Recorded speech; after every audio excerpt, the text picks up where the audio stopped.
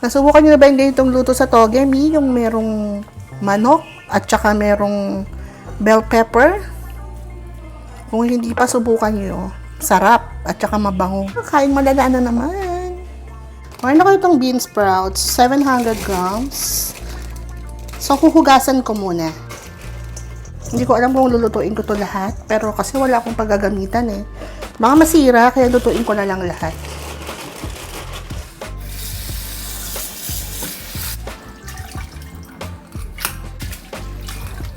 Isang hugas pa.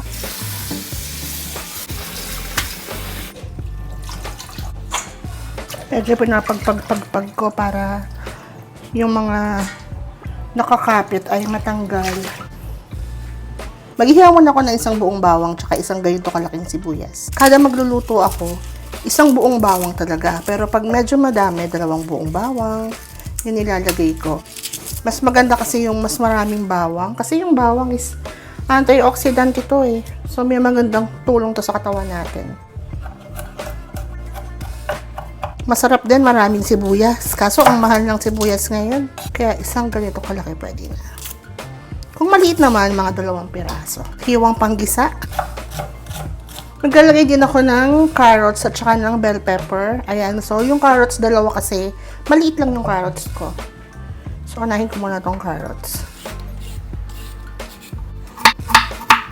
Itong mga carrots, hihiwain ko lang to ng pahaba. Parang i-julienne natin siya. Itong bell pepper, optional lang naman. Maganda kasi itong bell pepper pang bigay ng, alam niyo yung aroma, at saka medyo meron siyang added flavor sa ulam.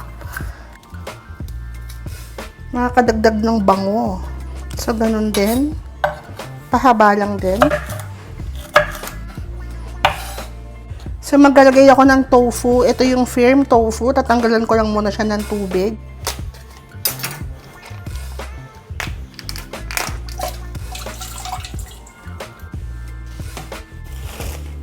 Kuha lang tayo ng tissue. Ipapat dry natin siya.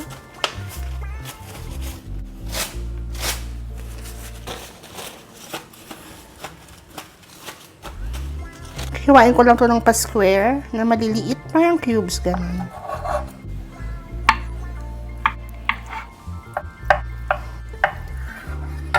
Ayan, ganyan siya kalalaki.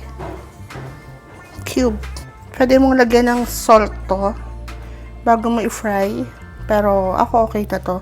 Kasi yung timpla natin, yung pampalasa, doon na mismo sa ulam.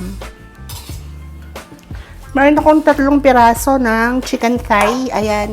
Hindi to naka-fillet ya. Meron pa tong buto. So, hihiwain ko lang to ng maliit para ito yung ipang sasahog natin. Itong manok. Yan. So, okay na to. Liitan pa ba natin ng konti? Baka na madurog na. So, first, ipa-fry muna natin itong mga tofu.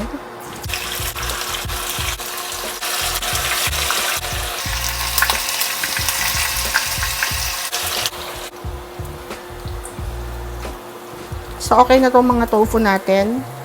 Papatayin ko muna kasi babawasan natin yung mantika.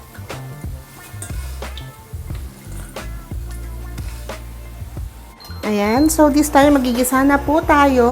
Unahin ko lang muna tong sibuyas. Depende sa inyo kung anong gusto nyo unahin, ha. Gumagamit din ba kayo ng mga ganitong mga pan, mga non-stick pan? Kapag non-stick pan yung gamit nyo, gamit kayo ng mga ganitong mga sandok or spatula. Ayan, ito yung mga tinatawag na silicone spatula. So, ito yung mga bagay na ginagamit sa mga ganitong kawali para hindi siya na nakakaskas or nagagasgasan. So, kung gusto nyo ng mga ganitong spatula na silicone, ilalagay ko yung link kung saan ko to nabili dyan sa comment section. So, ayan na, lagay na natin yung bawang. Ang bango talaga ng mga ginigis, oh. Ngayon, pwede ko nang ilagay itong manok. Sasangkutahin lang natin siya. Ayan. Masarap to habang ginigisa. Titimplahan na natin ng paminta. Ayan. Para kumapit na kagad yung lasa.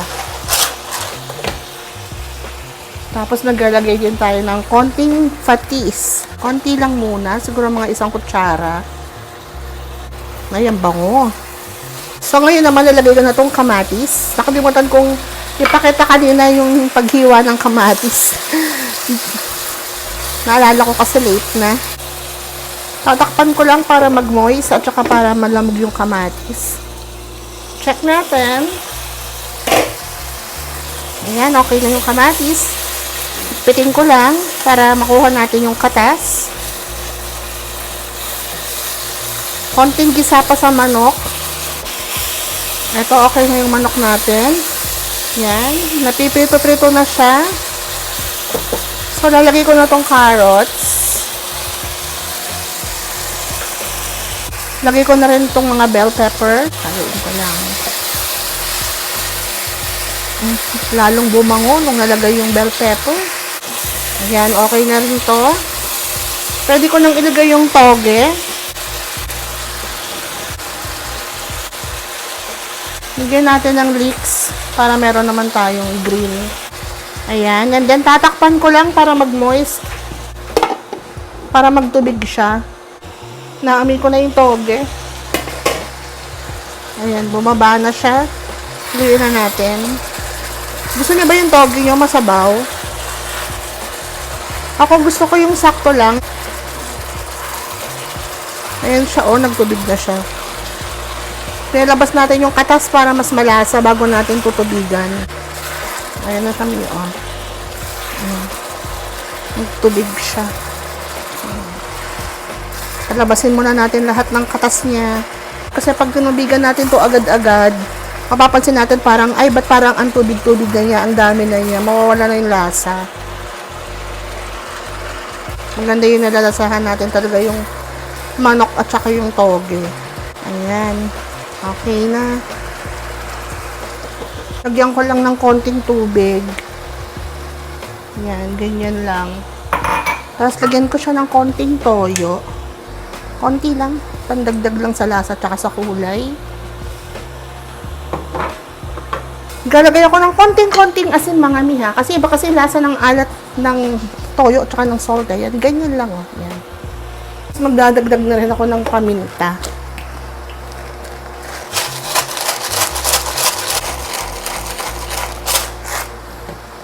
Yan. So, sandali na lang to, mami. Papatay na natin kasi hindi magandang lamog yung yung toge.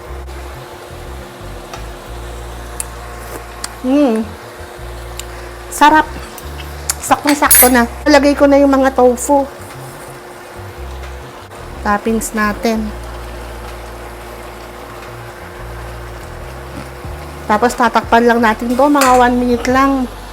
Para lang ma-absorb nung tofu yung mga sarsa ng toge. Pagkatakip ko nito, papatayin ko na siya, min. Yan. Okay na siya, luto na.